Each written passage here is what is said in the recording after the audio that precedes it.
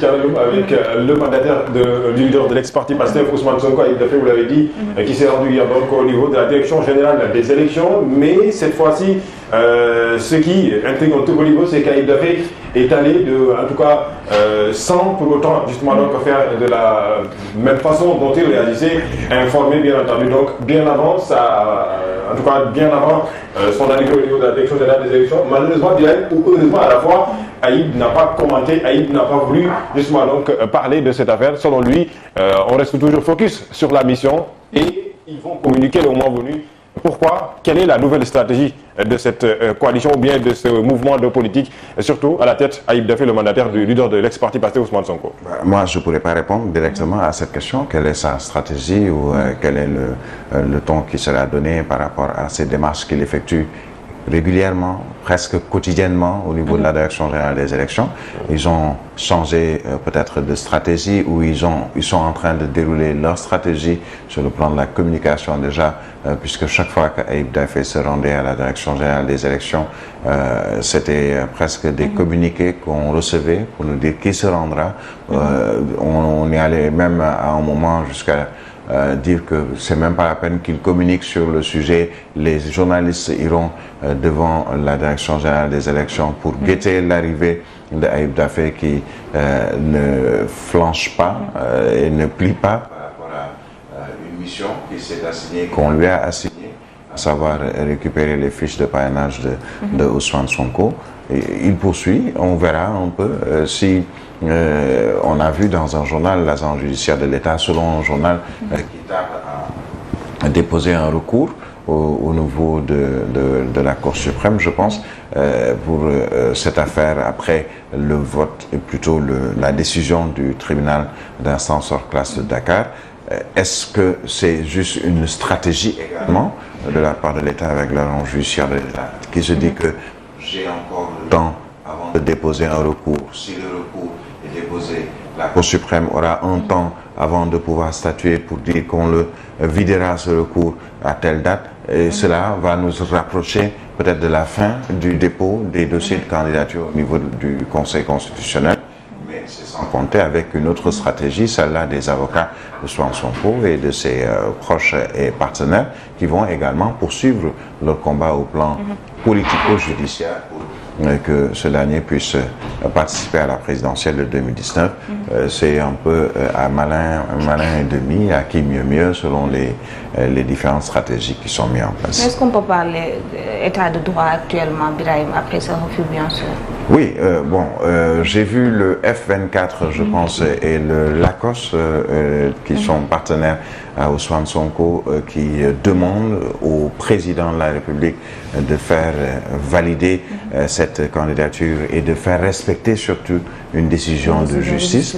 Mais dans le jargon judiciaire, certains vous diront que d'accord, il y a une décision de justice, il faut notifier cette décision, il faut un parcours par rapport à cette décision, par rapport à l'application, c'est à l'administration d'appliquer.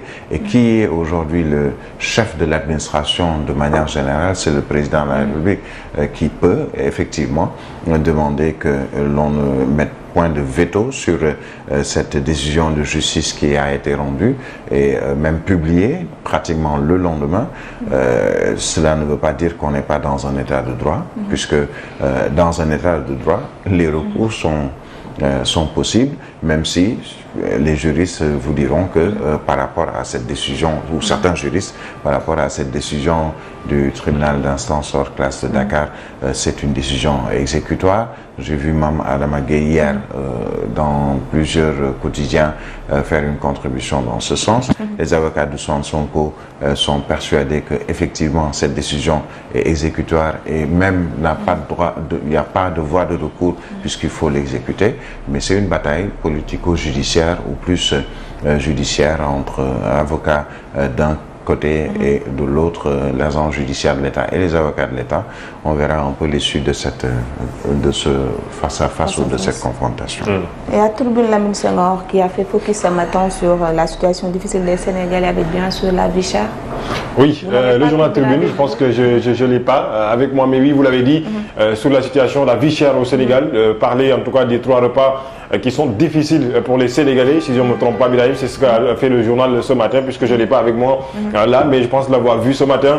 Les Sénégalais qui peinent justement, Birahim, à en tout cas joindre les deux bouts, comme on a l'habitude de le dire, à justement se procurer des 3 repas qui aujourd'hui on a besoin pour justement donc en tout cas subvenir à le besoin pour justement en tout cas s'alimenter au Sénégal. Une situation plus que compliquée. Quelles sont les raisons? Pourquoi? Que faire justement pour justement Birahim essayer d'apporter des solutions à cela? Oui, alors Tribune nous parle de manger, boire, se soigner, les 3 repas, la santé, l'eau potable, casse-tête des Sénégalais. J'ai presque envie de dire que c'est pas nouveau, puisque dans pas mal de localités l'eau potable n'est pas encore disponible, et où il y a un problème même dans la gestion des forages. Aujourd'hui, on nous parle de forages ruraux où souvent des difficultés sont notées dans la gestion. L'eau potable n'est pas accessible à tous, même si dans l'objectif du pouvoir actuel, du régime actuel comme des anciens régimes, c'est l'accès à l'eau potable, un accès universel à cette eau. Il y a encore des efforts à faire, même si ils sont suffisamment conséquents selon certaines zones où on ne disposait même pas de cette eau et que aujourd'hui l'eau coule des robinets, mais il y a toujours des efforts à faire puisque l'eau est une denrée qui est nécessaire, vitale et pour tout le monde, pas seulement au Sénégal mais également dans d'autres pays.